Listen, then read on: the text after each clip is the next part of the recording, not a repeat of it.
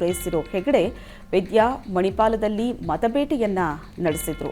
ಮಣಿಪಾಲ್ ಟೆಕ್ನಾಲಜೀಸ್ನ ಘಟಕ 2 ಮತ್ತು 4ರ ಸಿಬ್ಬಂದಿ ಭೇಟಿಯಾಗಿ ಮತಯಾಚನೆ ಮಾಡುವ ಮೂಲಕ ಸಾವಿರಾರು ಮತದಾರರನ್ನ ಏಕಕಾಲದಲ್ಲಿ ಭೇಟಿಯಾಗಿ ಮತಯಾಚನೆ ಮಾಡಿದರು.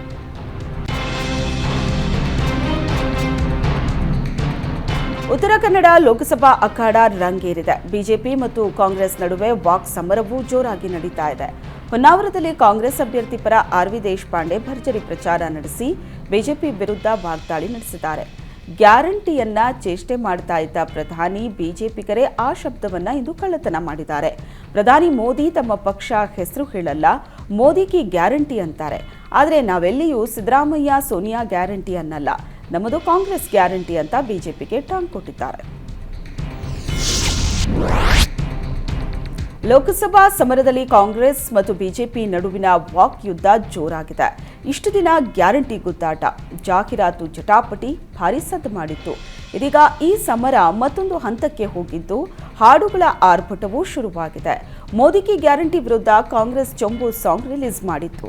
ಇದೀಗ ಇದಕ್ಕೆ ತಿರುಗೇಟು ಕೊಟ್ಟಿರೋ ಬಿಜೆಪಿ ಡೇಂಜರ್ ಕಾಂಗ್ರೆಸ್ ಡೇಂಜರ್ ಅನ್ನೋ ಹಾಡನ್ನ ರಿಲೀಸ್ ಮಾಡಿ ಟಕ್ಕರ್ ನೀಡಿದೆ.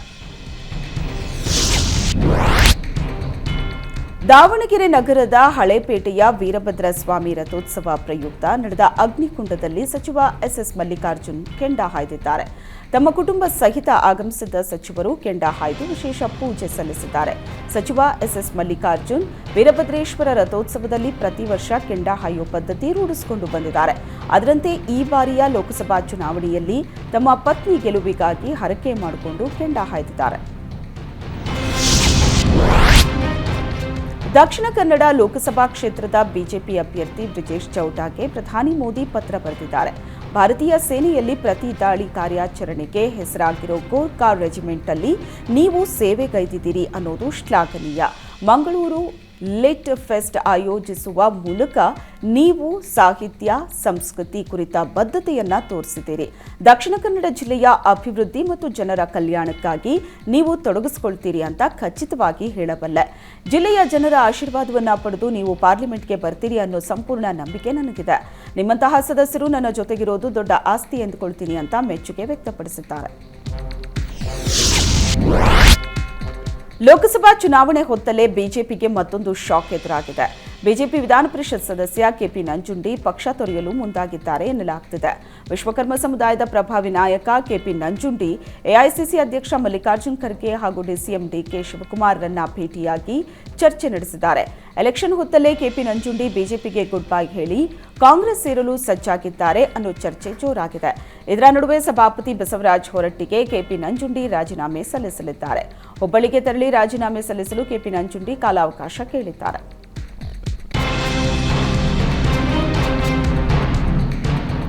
ಚಾಮರಾಜನಗರದಲ್ಲಿ ಪ್ರಚಾರ ಕಣದಲ್ಲಿ ಬ್ಯುಸಿಯಾಗಿರೋ ಕೇಂದ್ರ ಸಚಿವ ಇದರ ನಡುವೆಯೇ ಕಾಂಗ್ರೆಸ್ ವಿರುದ್ಧ ಕಿಡಿಕಾರಿದ್ರು.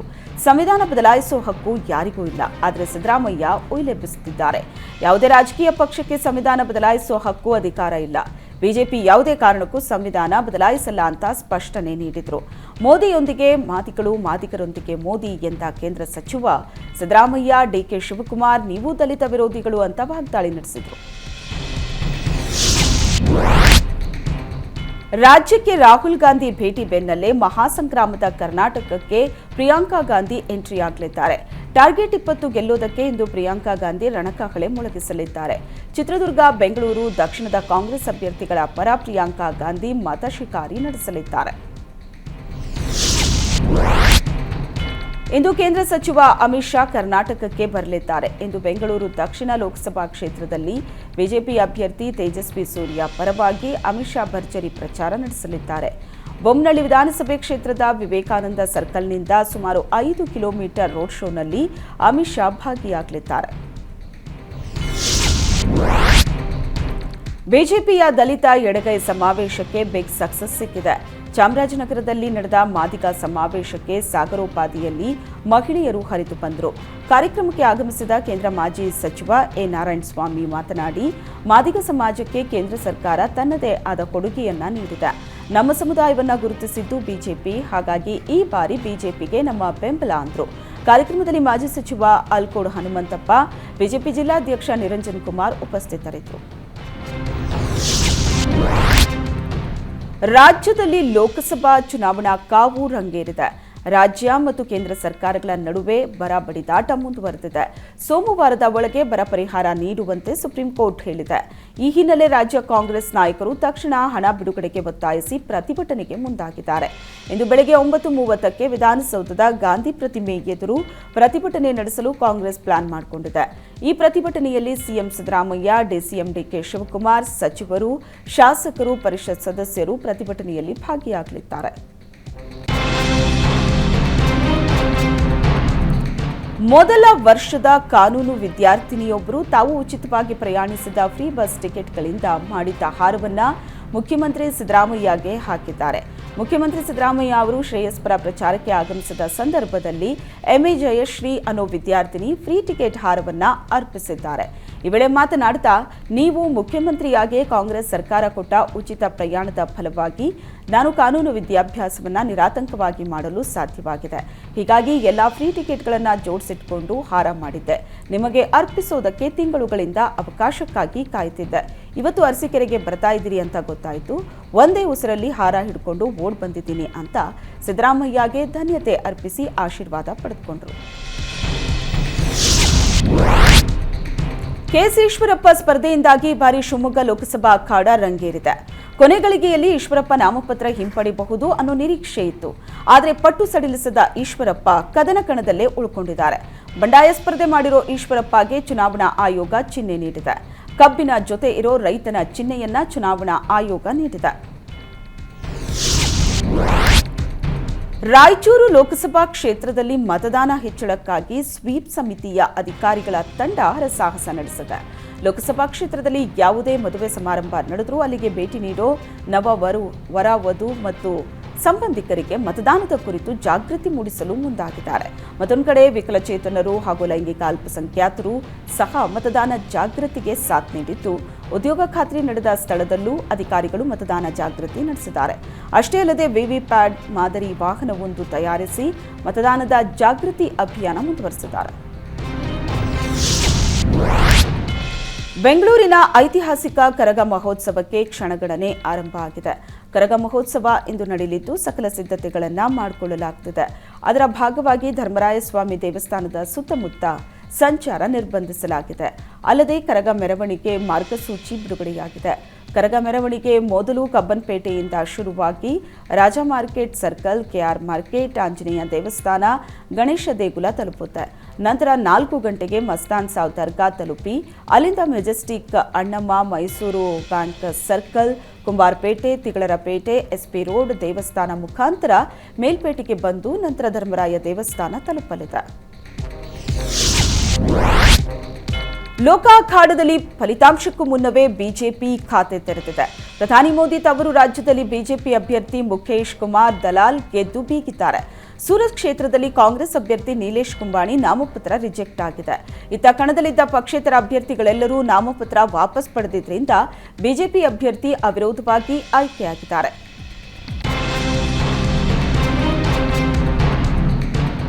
ತೆಲಂಗಾಣದಲ್ಲಿ ಲೋಕಸಭಾ ಅಖಾಡ ರಂಗೇರಿದೆ. ಹಿಂದುತ್ವದ ಫೈರ್ ಬ್ರ್ಯಾಂಡ್ ಖ್ಯಾತಿಯ ಬಿಜೆಪಿ ಅಭ್ಯರ್ಥಿ ಮಾಧವಿ ಲತಾ ವಿರುದ್ಧ ಎಫ್ಐಆರ್ ದಾಖಲಾಗಿದೆ. ಶ್ರೀರಾಮನವಮಿಯಂದು ಮಾಧವಿ ಲತಾ ಹೈದರಾಬಾದ್ನಲ್ಲಿ ಗಲ್ಲಿಯೊಂದರಲ್ಲಿ ಮತಯಾಚನೆ ಮಾಡ್ತಾ ಇದ್ರು. ಈ ಸಂದರ್ಭದಲ್ಲಿ ಮಾಧವಿ ಲತಾ ಮಸೀದಿ ಕಡೆ ಕೈ ತೋರಿಸ್ತಾ ಬಾಣ ಬಿಡುವಂತೆ ಸನ್ನೆ ಮಾಡಿದ್ರು. ಈ ವಿಡಿಯೋ ಸೋಷಿಯಲ್ ಮೀಡಿಯಾದಲ್ಲಿ ವೈರಲ್ ಆಗಿತ್ತು. ಹೀಗಾಗಿ ಮುಸ್ಲಿಂ ಸಮುದಾಯದ ಧಾರ್ಮಿಕ ಭಾವನೆಗಳಿಗೆ ಧಕ್ಕೆ ಆರೋಪದಲ್ಲಿ ಮಾಧವಿ ವಿರುದ್ಧ ದೂರು ದಾಖಲಾಗಿತ್ತು. ಇದೀಗ ದೂರಿನ ಅನ್ವಯ ಪೊಲೀಸರು ಎಫ್ಐಆರ್ ದಾಖಲಿಸಿದ್ದಾರೆ. ಆದರೆ ಈ ಆರೋಪವನ್ನ ಮಾಧವಿ ನಿರಾಕರಿಸಿದ್ದು, ವೈರಲ್ ಆದ ವಿಡಿಯೋ ಅಪೂರ್ಣ ಎಂದಿದ್ದಾರೆ. ಅಲ್ಲದೆ ನನ್ನ ನಡೆಯಿಂದ ಯಾರಿಗಾದರೂ ನೋವಾಗಿದ್ರೆ ಕ್ಷಮೆ ಯಾಚಿಸ್ತೀನಿ ಅಂತ ಎಕ್ಸ್ನಲ್ಲಿ ಬರೆದುಕೊಂಡಿದ್ದಾರೆ. ತಿಹಾರ್ ಜೈಲಲ್ಲಿ ಇನ್ಸುಲಿನ್ ನೀಡ್ತಿಲ್ಲ ಅನ್ನೋ ದೆಹಲಿ ಸಿಎಂ ಅರವಿಂದ್ ಕೇಜ್ರಿವಾಲ್ ಆರೋಪದ ಬೆನ್ನಲ್ಲೇ ದೆಹಲಿ ಹೈಕೋರ್ಟ್ ಅವರ ಸಕ್ಕರೆ ಮಟ್ಟ ನಿಯಂತ್ರಿಸಲು ಇನ್ಸುಲಿನ್ ಅಗತ್ಯವಿದೆಯೇ ಅಂತ ನಿರ್ಧರಿಸಲು ಮತ್ತು ಇತರೆ ವೈದ್ಯಕೀಯ ಸೇವೆಗಳನ್ನು ಪರಿಗಣಿಸಲು ವೈದ್ಯಕೀಯ ಮಂಡಳಿ ರಚಿಸಲು ಏಮ್ಸ್ಗೆ ಸೂಚನೆ ನೀಡಿದೆ. ಕಾಲೇಜುಗಳಲ್ಲಿ ಜಿಎಸ್ಟಿ ವಂಚನೆ ಆರೋಪದ ಹಿನ್ನೆಲೆ ಹುಬ್ಬಳ್ಳಿ ಧಾರವಾಡದ 8 ಕಾಲೇಜುಗಳ ಮೇಲೆ ವಾಣಿಜ್ಯಾಧಿಕಾರಿಗಳು ದಾಳಿ ನಡೆಸಿದ್ದಾರೆ. ಸಿಇಟಿ ನೀಟ್ ಪರೀಕ್ಷೆಗಳ ಕೋಚಿಂಗ್ ಹೆಸರಲ್ಲಿ ವಿದ್ಯಾರ್ಥಿಗಳಿಂದ ಹಣ ಸಂಗ್ರಹಿಸಿದ ಹಣಕ್ಕೆ ಜಿಎಸ್ಟಿ ಕಟ್ಟದೆ ವಂಚನೆ ಮಾಡಲಾಗಿದೆ.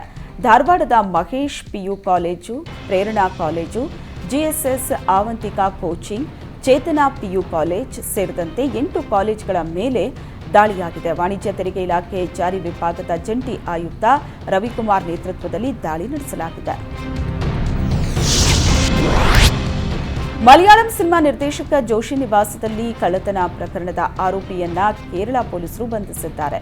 ಬಿಹಾರದ ಜಿಲ್ಲಾ ಪಂಚಾಯತ್ ಅಧ್ಯಕ್ಷೆ ಪತಿ ಇರ್ಫಾನ್ ಬಂಧಿತ ಆರೋಪಿಯಾಗಿದ್ದಾನೆ. ಈತ ಕಳ್ಳತನಕ್ಕೂ ಮುನ್ನ ಬಿಹಾರದ ಸೀತಾಮರ್ಹಿನಿಂದ ಕೇರಳದ ಕೊಚ್ಚಿಗೆ 2700 ಕಿಲೋಮೀಟರ್ ಪ್ರಯಾಣಿಸಿದ್ದ ಅಂತ ಪೊಲೀಸರು ಮಾಹಿತಿ ನೀಡಿದ್ದಾರೆ. ಆರೋಪಿಯನ್ನು ಮುಖ್ಯವಾಗಿ ಸಿಸಿಟಿವಿ ದೃಶ್ಯಾವಳಿ ಮತ್ತು ಪರಾರಿಯಾಗಲು ಬಳಸಿದ ಕಾರನ್ನ ಆಧರಿಸಿ ಬಂಧಿಸಲಾಗಿದೆ ಅಂತ ಕೊಚ್ಚಿ ನಗರ ಪೊಲೀಸರು ತಿಳಿಸಿದ್ದಾರೆ. 2024ರ ಲೋಕಸಭಾ ಚುನಾವಣೆಯ 2ನೇ ಹಂತದ ಮತದಾನಕ್ಕೆ ಕೆಲವೇ ದಿನಗಳು ಮಾತ್ರ ಬಾಕಿ ಇದೆ. ಇದರ ನಡುವೆ ದೇಶದಾದ್ಯಂತ ಹೀಟ್ ವೇವ್ ಆತಂಕ ಮೂಡಿದೆ. ಹೀಗಾಗಿ ಏಪ್ರಿಲ್ 22ರಂದು ಚುನಾವಣಾ ಆಯೋಗ ಬಿಸಿ ವಾತಾವರಣದ ಪರಿಸ್ಥಿತಿಗಳಿಂದ ಉಂಟಾಗೋ ಯಾವುದೇ ಅಪಾಯವನ್ನು ತಗ್ಗಿಸುವ ಕ್ರಮವನ್ನು ಚರ್ಚಿಸಲು ಐಎಂಡಿ ಸೇರಿದಂತೆ ವಿವಿಧ ಏಜೆನ್ಸಿಗಳೊಂದಿಗೆ ಸಭೆ ನಡೆಸಿತ್ತು. ಇದೀಗ ಐಎಂಡಿ ಚುನಾವಣಾ ಆಯೋಗಕ್ಕೆ ಮಾಹಿತಿ ನೀಡಿದ್ದು, ಏಪ್ರಿಲ್ 26ರಂದು ನಡೆಯುವ ಮತದಾನಕ್ಕೆ ಹೀಟ್ ವೇವ್ ಆತಂಕ ಇಲ್ಲ ಅಂತ ಹೇಳಿದೆ.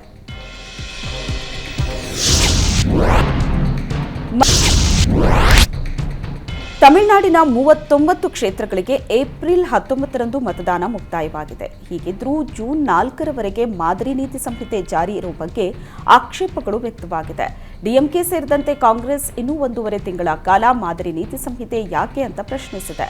ಈ ಬಗ್ಗೆ ಕಾಂಗ್ರೆಸ್ ನಾಯಕ ಪಿ ಚಿದಂಬರಂ ಮಾತನಾಡಿದ್ದು, ಮತದಾನ ಮುಕ್ತಾಯವಾದ ನಂತರವೂ ಮಾದರಿ ನೀತಿ ಸಂಹಿತೆ ಮುಂದುವರಿಸುವುದು ಅಸಮಂಜಸ, ಇದು ನಾಗರಿಕರ ಹಕ್ಕುಗಳ ಉಲ್ಲಂಘನೆ ಎಂದಿದ್ದಾರೆ. ಬೆಳಗಾವಿಯ ಮುನವಳ್ಳಿಯಲ್ಲಿ ಗೃಹಿಣಿಯನ್ನ ಮತಾಂತರಕ್ಕೆ ಯತ್ನಿಸಿದ ಪ್ರಕರಣ ಬೆಳಕಿಗೆ ಬಂದಿದ್ದು, ಮಹಿಳೆಯ ಮನೆಗೆ ಮಾಜಿ ಶಾಸಕ ಸಂಜಯ್ ಪಾಟೀಲ್, ಜಿಲ್ಲಾ ಬಿಜೆಪಿ ಅಧ್ಯಕ್ಷ ಸುಭಾಷ್ ಪಾಟೀಲ್ ಸೇರಿದಂತೆ ಜಿಲ್ಲಾ ಬಿಜೆಪಿ ನಾಯಕರು ಭೇಟಿ ನೀಡಿದ್ರು. ಗೃಹಿಣಿಗೆ ಆಮಿಷ ಒಡ್ಡಿ ಗಂಡನ ಮನೆಯಿಂದ ಕರ್ಕೊಂಡು ಹೋಗಿ ಮತಾಂತರಕ್ಕೆ ಯತ್ನಿಸಿದ್ದಾರೆ ಅಂತ ಆರೋಪ ಕೇಳಿಬಂದಿತ್ತು. ಈ ಸಂಬಂಧ ಸವದತ್ತಿ ಠಾಣೆಯಲ್ಲಿ ರಫೀಕ್ ಬೇಪಾರಿ, ಆತನ ಪತ್ನಿ ಸೇರಿ 5 ವಿರುದ್ಧ ದೂರು ದಾಖಲಾಗಿತ್ತು. ದೂರಿನ ಅನ್ವಯ ಪೊಲೀಸರು ರಫೀಕ್ ಮತ್ತು ಆತನ ಪತ್ನಿಯನ್ನ ಬಂಧಿಸಿದ್ದಾರೆ.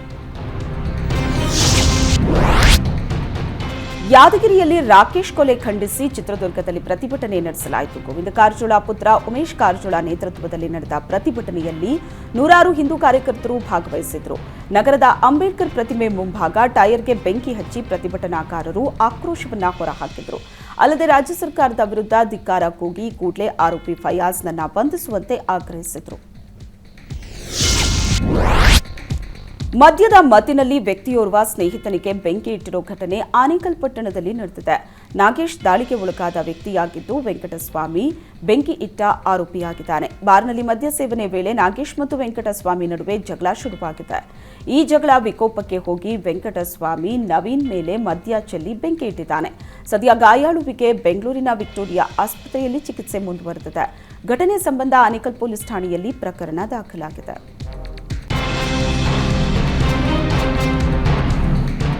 ವಿಜಯಪುರ ಜಿಲ್ಲೆ ನಿಡಗುಂದಿ ಪಟ್ಟಣದ ಬಸ್ ನಿಲ್ದಾಣದಲ್ಲಿ ಕೆಎಸ್ಆರ್ಟಿಸಿ ಸಿಬ್ಬಂದಿ ನಡುವೆ ಮಾರಾಮಾರಿ ನಡೆದಿದೆ. ಬಸ್ ನಿಲ್ಲಿಸುವ ವಿಚಾರಕ್ಕೆ ಸಿಬ್ಬಂದಿ ಕೈ ಮಿಲಾಯಿಸಿದ್ದಾರೆ. ಹೊಸಪೇಟೆ ಹಾಗೂ ಗಂಗಾವತಿ ಡಿಪೋದವರು ಎನ್ನಲಾಗಿದೆ. ಸಿಬ್ಬಂದಿ ಗಲಾಟೆಯನ್ನ ಪ್ರಯಾಣಿಕರು ಮೊಬೈಲ್ನಲ್ಲಿ ಸೆರೆ ಹಿಡಿದಿದ್ದಾರೆ. ಮಂಡ್ಯದ ಕೆಆರ್ಪೇಟೆಯಲ್ಲಿ ಶೂ ಕಾರ್ನರ್ ಶಾಪ್ ಮಾಲೀಕ ಸಿದ್ದಿಕ್ ಪಾಷಾ ಎಂಬಾತ ಮಹಿಳೆಗೆ ಲೈಂಗಿಕ ಕಿರುಕುಳ ನೀಡಿದ್ದಾನೆ ಅಂತ ಆರೋಪಿಸಿ ಸಾರ್ವಜನಿಕರು ಧರ್ಮದೇಟು ನೀಡಿದ್ದಾರೆ. ಚಪ್ಪಲಿ ಖರೀದಿಸಲು ಶಾಪ್ಗೆ ಬಂದಿದ್ದ ಮಹಿಳೆಗೆ ಲೈಂಗಿಕ ಕಿರುಕುಳ ನೀಡಿದ್ದಾನೆ. ಈ ವೇಳೆ ನೆರವಿಗೆ ಬಂದ ಸಾರ್ವಜನಿಕರು ಸಿದ್ದಿಕ್ ಪಾಷಾನನ್ನ ಹಿಡಿದು ಥಳಿಸಿ ಪೊಲೀಸರ ವಶಕ್ಕೆ ಒಪ್ಪಿಸಿದ್ದಾರೆ. ಕೆಆರ್ಪೇಟೆ ಟೌನ್ ಪೊಲೀಸರು ಆರೋಪಿಯ ವಿಚಾರಣೆ ಮುಂದುವರೆಸಿದ್ದಾರೆ. ರೈತರ ಪಂಪ್ಸೆಟ್ಗೆ ವಿದ್ಯುತ್ ಕಟ್ ಮಾಡಿರುವುದನ್ನು ಖಂಡಿಸಿ ರಾಜ್ಯ ಹೆದ್ದಾರಿ ತಡೆದು ಪ್ರತಿಭಟನೆ ನಡೆಸಿದರು. ಬೆಳಗಾವಿ ಕಾಗವಾಡ ರಾಜ್ಯ ಹೆದ್ದಾರಿ ತಡೆದು ರೈತರ ಪಂಪ್ಸೆಟ್ಗೆ 7 ಗಂಟೆ ವಿದ್ಯುತ್ ಬಿಡುವಂತೆ ಒತ್ತಾಯಿಸಿದರು. ಹೆದ್ದಾರಿ ತಡೀತಾ ಇದ್ದಂತೆ ಕಿಲೋಮೀಟರ್ ಗಂಟಲೆ ಟ್ರಾಫಿಕ್ ಜಾಮ್ ಉಂಟಾಯಿತು. ಸ್ಥಳಕ್ಕೆ ಆಗಮಿಸಿದ ಪೊಲೀಸರು ಹಾಗೂ ಕೆವಿಬಿ ಅಧಿಕಾರಿಗಳು ರೈತರ ಜೊತೆ ಮಾತುಕತೆ ನಡೆಸಿ ಮನವೊಲಿಕೆ ಯತ್ನ ಮಾಡಿದರು. ವಿಧಾನ ಪರಿಷತ್ ಸದಸ್ಯ ಟಿಎ ಶರವಣರಿಂದ ಸಾಲ ಪಡೆದು ಮರುಪಾವತಿಸದೆ ವಂಚನೆ ಮಾಡಿರುವ ಪ್ರಕರಣದಲ್ಲಿ ಮಾಜಿ ಶಾಸಕ ಕೃಷ್ಣಯ್ಯ ಶೆಟ್ಟಿ ಸಹೋದರ ಶ್ರೀನಿವಾಸ್ ಶೆಟ್ಟಿ ಅವರಿಗೆ ವಾರೆಂಟ್ ಜಾರಿಯಾಗಿದೆ. ಸಾಲ ಮರುಪಾವತಿ ಸಂಬಂಧ ನೀಡಿದ ಚೆಕ್ ಬೌನ್ಸ್ ಆಗಿದ್ದರಿಂದ ಶ್ರೀನಿವಾಸ್ ಶೆಟ್ಟಿ ವಿರುದ್ಧ ಬೆಂಗಳೂರಿನ ಮ್ಯಾಜಿಸ್ಟ್ರೇಟ್ ಕೋರ್ಟ್ನಲ್ಲಿ ಪ್ರಕರಣ ದಾಖಲಾಗಿತ್ತು.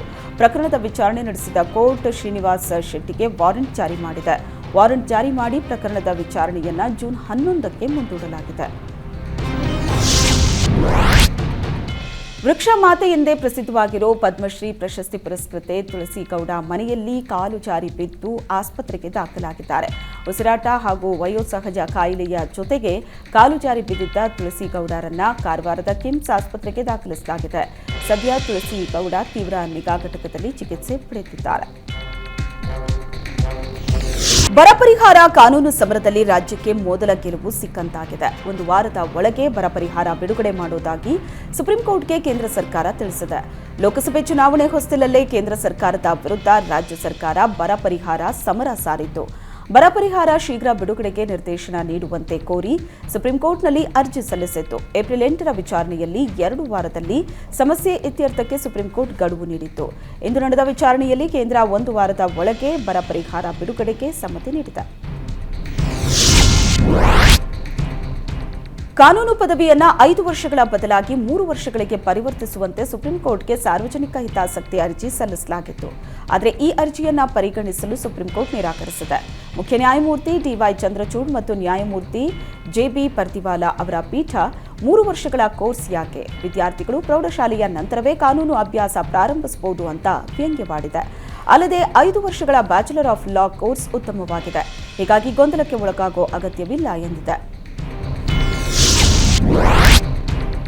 ರಾಷ್ಟ್ರ ರಾಜಕಾರಣದಲ್ಲಿ ಭಾರೀ ಸದ್ದು ಮಾಡಿದ್ದ ಗೋದ್ರಾ ಹತ್ಯಾಕಾಂಡದ ಕುರಿತು ಈಗ ಸಿನಿಮಾ ಸಿದ್ಧವಾಗಿದೆ. ದಿ ಸಾಬರಮತಿ ರಿಪೋರ್ಟ್ ಅನ್ನೋ ಟೈಟಲ್ನಲ್ಲಿ ಈ ಸಿನಿಮಾ ಸೆಟ್ಟೇರಿದ್ದು, ಕೆಲ ತಿಂಗಳ ಹಿಂದೆ ಟೀಸರ್ ರಿಲೀಸ್ ಆಗಿತ್ತು. ಇದೀಗ ಈ ಸಿನಿಮಾ ಬಿಡುಗಡೆಯ ದಿನಾಂಕ ಫಿಕ್ಸ್ ಆಗಿದೆ. ಇದೇ ಆಗಸ್ಟ್ 2ರಂದು ಈ ಸಿನಿಮಾ ರಿಲೀಸ್ ಆಗಲಿದೆ ಅಂತ ಚಿತ್ರತಂಡ ಮಾಹಿತಿ ನೀಡಿದೆ.